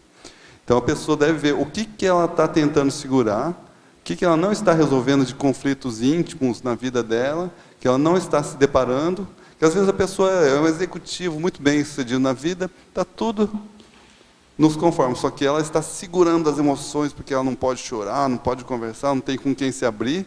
Muito importante para a saúde a pessoa ter apoio emocional, social, família, amigos, uma dupla para ela poder conversar, extravasar. Quando a pessoa conversa, ela trabalha o conteúdo psíquico dela. Então, se ela não trabalha, não melhora isso, as emoções vão acumulando, as energias vão se acumulando, até que chega uma hora que dá essas crises intensas. Incrível que, às vezes, a pessoa chega em plena crise e a gente pergunta, você está passando algum processo emocional? Não, tudo tranquilo. A pessoa, às vezes, não parou para se observar. Agora, em teoriologia, na terceira linha, você poderia explanar a teoria dos campos mórficos e a teoria da vigilância imunológica na oncogênese?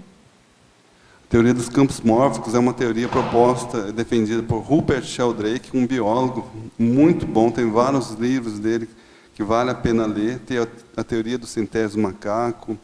Então, a teoria dos campos mórficos seria semelhante à teoria do nosso holopensene, dos campos morfopensênicos. Ele estudou a partir de observação em animais, onde esses campos mórficos eles são gerados a partir dos animais, das consciências, e eles geram influência de como as pessoas, os animais, as partículas, os átomos vão se comportar dentro desse campo mórfico. Então, tem os campos morfogenéticos e os campos mórficos. Então, as nossas reações bioquímicas, por exemplo, a cada segundo a gente tem bilhões de reações enzimáticas ocorrendo no nosso corpo. A ciência convencional acha que ocorrem por acaso. Pela teoria dos campos mórficos, essas reações não ocorrem por acaso, porque uma molécula química ela tem centenas de lados, de átomos. Como é que ela vai se conectar justamente com o outro lado certinho da outra molécula que ela precisa se conectar e em questão de milissegundos, bilionésimos de segundo, ocorrer toda uma reação em cadeia. Então, os campos mórficos atuam nisso, favorecendo ou dificultando essas reações. Então, todos nós estamos imersos em campos morfopensênicos. Então, a gente deve avaliar como que isso influencia em nós e como nós geramos nossos próprios campos mórficos dentro de nós mesmos. Agora, tem uma pergunta aqui sobre aquela universidade que você faz. Você, de baixo para cima, né, na patologia, página 21, sexta linha. Você poderia discorrer sobre a Energy Medicine e a seguir a International Quantum University of Integrative Medicine?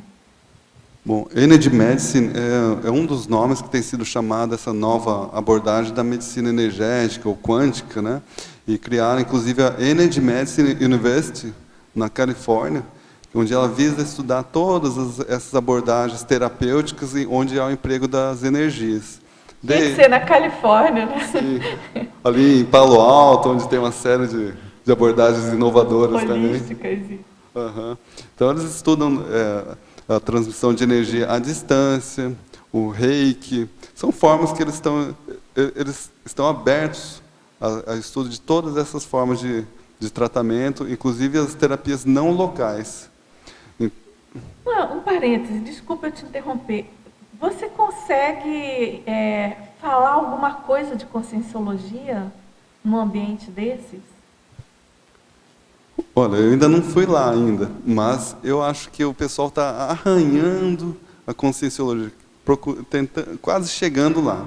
Mas, às vezes, a pessoa é muito defensora de um paradigma, às vezes muito comprometida com aquele paradigma, às vezes é proprietária de uma empresa que está lucrando com aquilo, e ela pode ter uma certa dificuldade. Existe sempre aquela questão do status quo. Eu sou o mestre, eu sei as coisas aqui. Como é que pode alguém de outra área querer saber mais que eu? Então, eu acho que tem que ter muito tato, mas eu acho que a gente trabalhando em parceria, e a gente apresentando aos poucos aí o paradigma consciencial, são paradigmas complementares. Convergentes. Né? Uhum. E a outra universidade aqui é a International Quantum University of Integrative Medicine, fica no Havaí, onde eu estou fazendo doutorado, eu e a doutora Rosângela.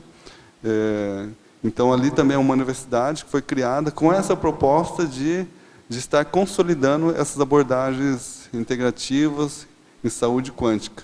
Então, a gente vê assim, que existe muita dificuldade de essas abordagens proliferarem no meio acadêmico convencional. Então, o que está se fazendo? Estão se criando periódicos científicos para publicar essas pesquisas. Tem que ter outros meios, outras instituições para pesquisar isso, porque a gente tem dificuldade para entrar dentro dessas instituições convencionais.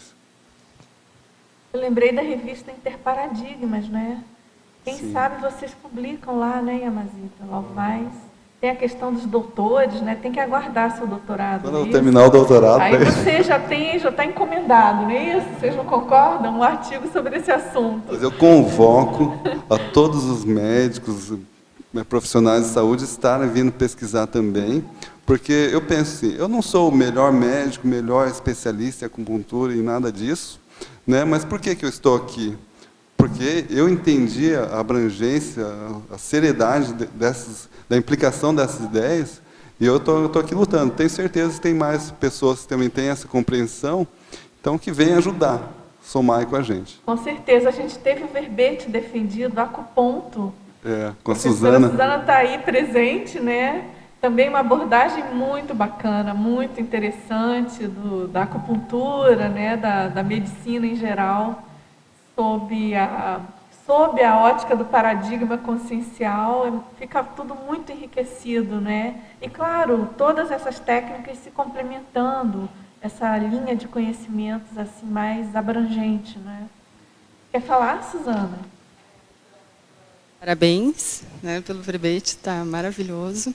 E eu acho que realmente tudo converge, a gente precisa unir, né, nossos conhecimentos e procurar dentro do tratamento que a gente faz, procurar usar esse lado energético e conscienciologia, né?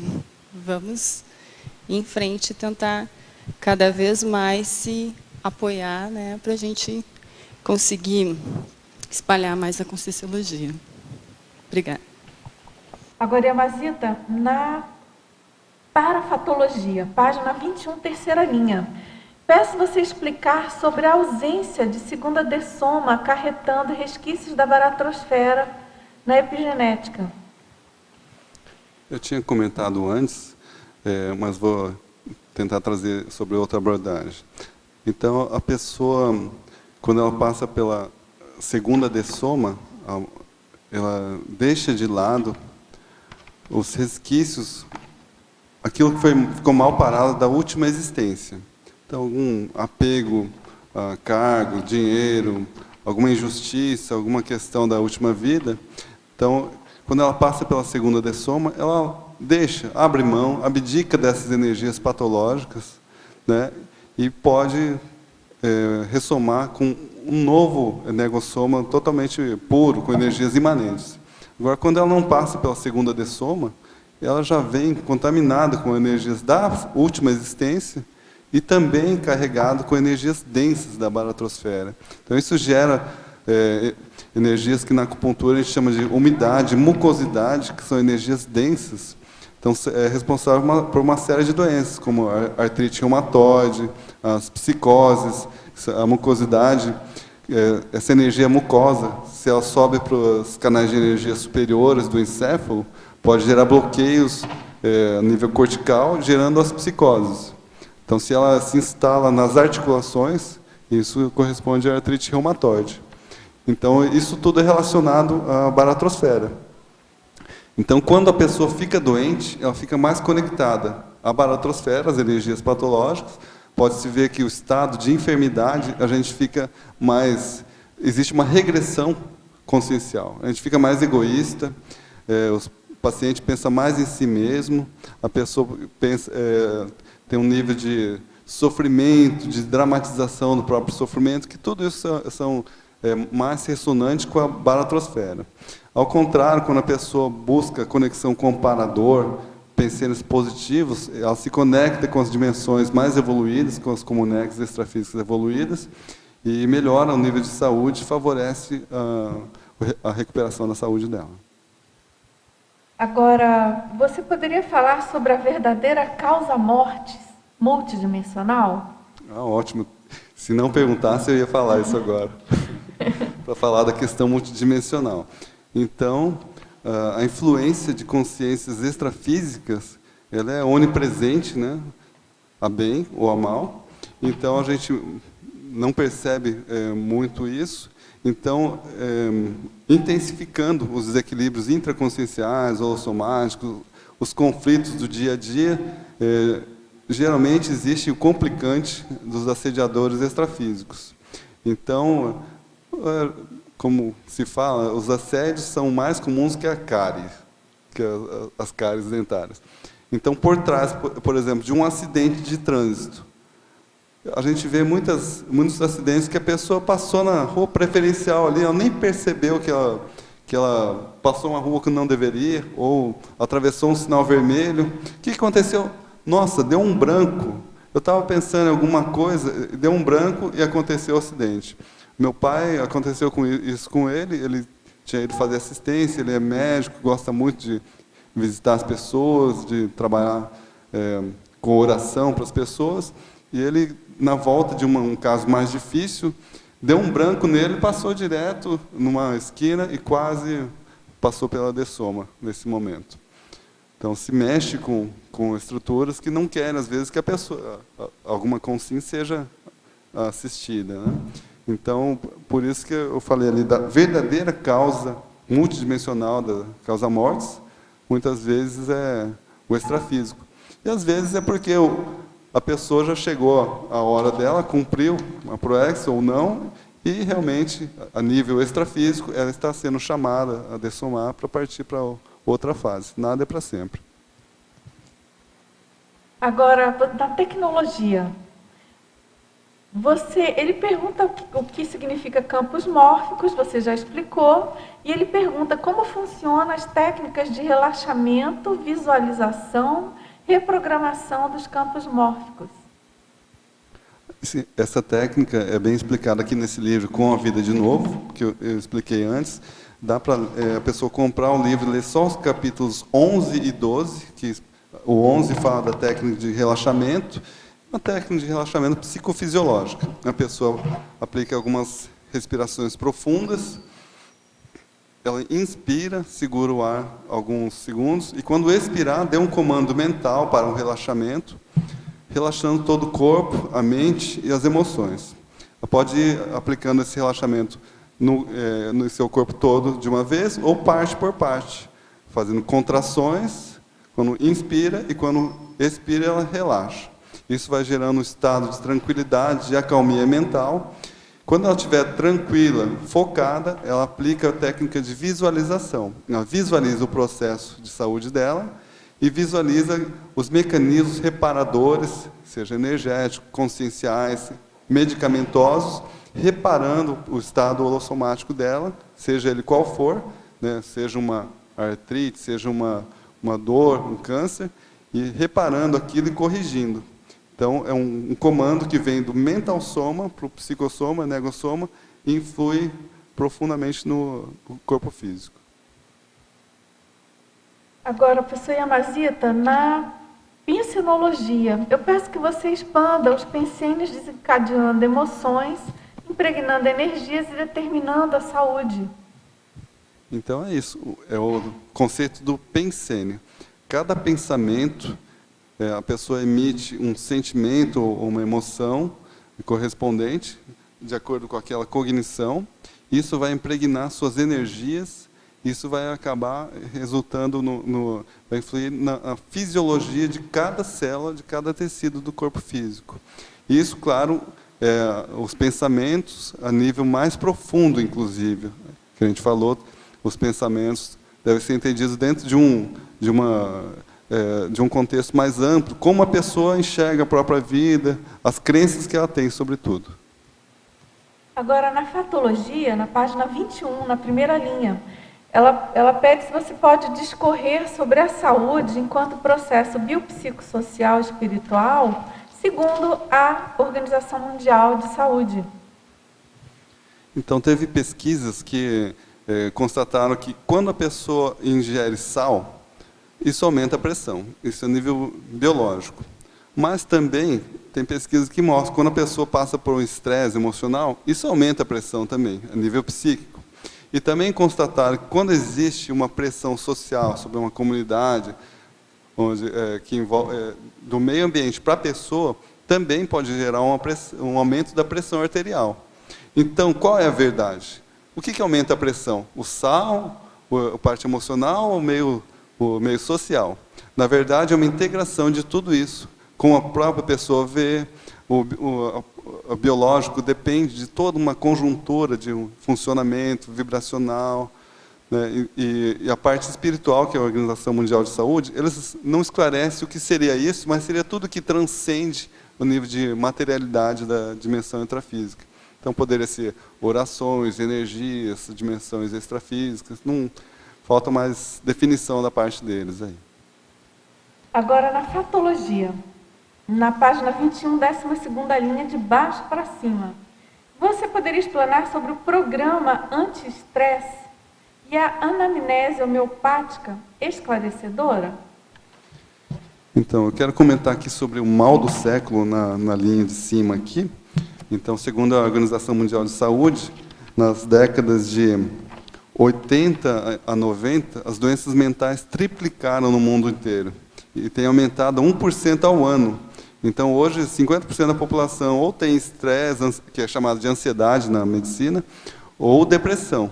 Ansiedade crônica leva à depressão. Então, cada vez mais tem gente tomando antidepressivos, ansiolíticos, pessoas doentes com problemas que a pessoa vai precisar adotar um programa anti-estresse. As pessoas falam, não, eu estou me tratando, estou tomando meu remédio antidepressivo. O remédio ajuda, com certeza. E a pessoa se sente melhor depois de 30 dias tomando o antidepressivo.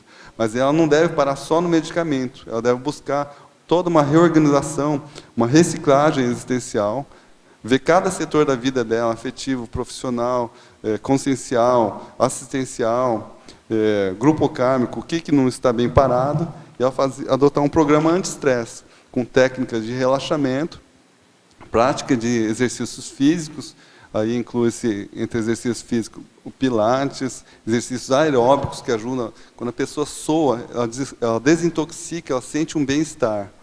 Além disso, também recomendo as técnicas chinesas de Liang Kun ou Tai Chi Chuan, que são exercícios que trabalham os canais de energia, e a pessoa, quando termina de fazer o exercício, ela sente um bem-estar, ativa a circulação dos canais de energia, gerando uma melhoria da saúde dos órgãos diversos do corpo.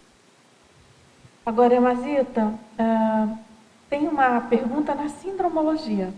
Na primeira linha, você poderia discorrer sobre a síndrome de burnout acometendo cuidadores? Como ajudar as pessoas idosas que cuidam de seus parceiros já bem discapacitados a evitar essa síndrome? Então, síndrome de burnout, até tem um verbete na enciclopédia sobre isso, mas foi defendido por uma professora. Professora Leuzene Salles. Isso. Então, lá enfoca mais na área dos profissionais da educação, isso, mas acomete muitos profissionais da saúde. Eu acho que essa é uma das causas até da desumanização de muitos médicos, que eles ficam estressados com o contato com os pacientes, a energia deles vai ficando intoxicada para o profissional, ele não sabe do que se trata, e ele acaba perdendo o prazer de exercer aquela profissão, mesmo que ele gostasse antes, acaba ficando desmotivado e acaba, às vezes, ficando incapacitado para continuar exercendo a profissão. É um risco muito grande. Eu confesso que eu tenho Isso, às vezes, um esvaimento energético ao longo dos dias de trabalho. Às vezes a gente atende muitas pessoas, complica situações difíceis, a gente precisa raciocinar e pensar entre um paciente e outro. Às vezes não dá tempo de a gente conseguir trabalhar a energia, a gente acaba ficando mais esvaído. A gente tem que estar atento, é uma situação grave, complicada. E eu já vi muitas pessoas ficarem doentes por essa questão de cuidarem de familiares idosos. É muito difícil cuidar de pessoas doentes crônicas. Então, às vezes, a pessoa lá ficou tratando do parente, da mãe, com câncer durante 2 anos, ou com AVC, que é derrame cerebral. A pessoa ficou cuidando 2 anos. E quando a outra paciente dessoma, essa pessoa que estava cuidando, ela adoece. Que enquanto ela estava cuidando do outro, ela arranjava forças, motivação. Quando tira aquela motivação, a própria pessoa se sente esvaída de energia. Eu sou Yamazita, a gente agradece muito, nosso tempo esgotou. Infelizmente, por um lado, né? A gente aguarda outros verbetes, né? Ficou evidente aí o seu cabedal, muita coisa para passar, muitas perguntas, e a gente sabe que tem muitos temas a serem ainda explorados nessa área, e esperamos aí que você possa contribuir mais e mais com a nossa enciclopédia da Conscienciologia. Tá certo? A gente agradece muito a você, aos tertulianos, aos teletertulianos, e até a próxima tertúlia. Vamos aos nossos anúncios tarísticos.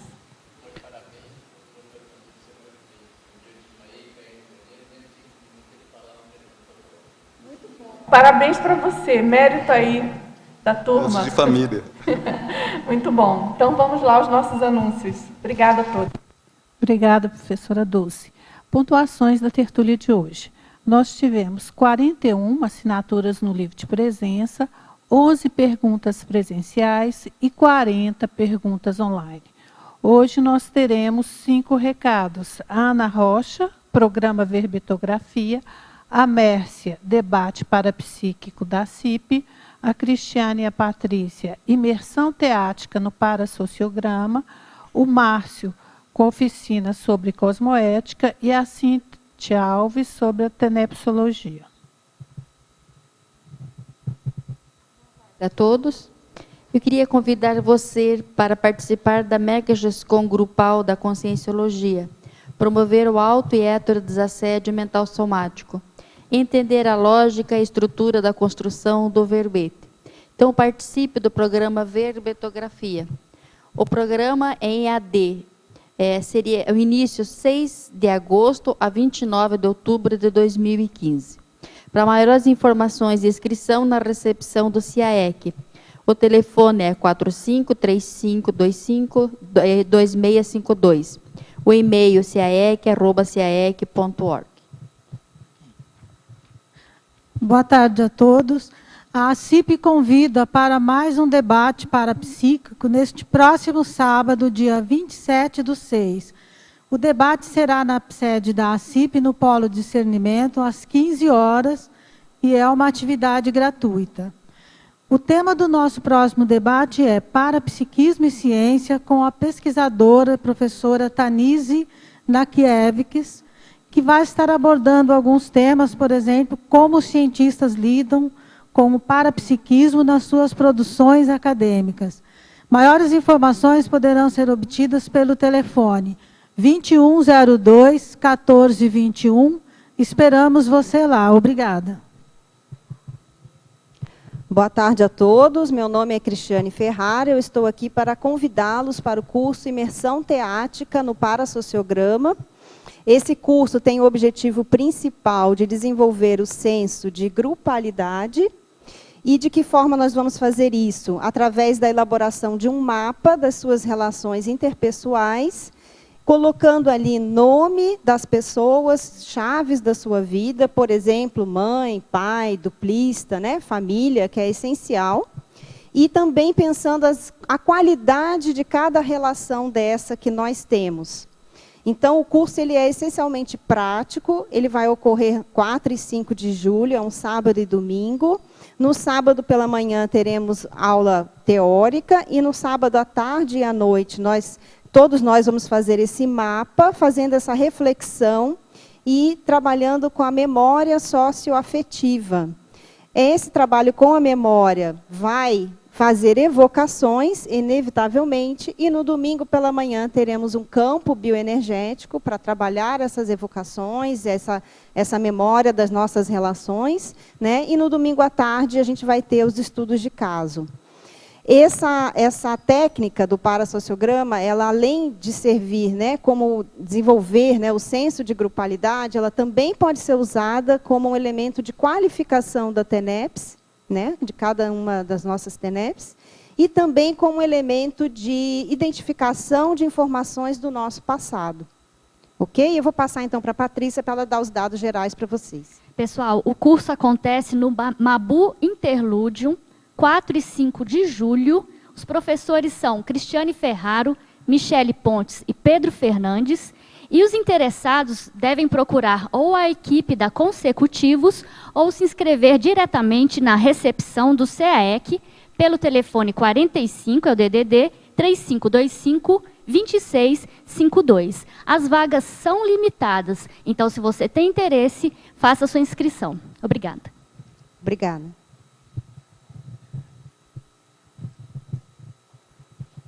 Boa tarde a todos. Nós queremos convidá-los a participarem do primeiro ciclo de oficinas sobre cosmoética. O ciclo ele vai abordar conceitos que são essenciais à vivência da cosmoética a partir de casos concretos. Nós vamos trabalhar em cima dos casos esses conceitos e fazer debate em grupo. Portanto, é uma atividade teórica e prática. A oficina vai acontecer sábado, a partir das 15 horas até as 17 horas. É um ciclo, são todos os sábados. O último vai ser o sábado seguinte a este agora. E nesse sábado agora, dia 27, nós vamos discutir o tema moralidade, imoralidade e amoralidade. Tanto da perspectiva da ética, né, mas com algumas considerações já sobre a cosmoética. As inscrições podem ser realizadas diretamente lá no discernimento, na sala 104, que é a sala nossa, do Cosmoeticarium. E as inscrições podem ser feitas não apenas lá, mas também pelo telefone 9911-0423. 9911-0423. Obrigado a todos.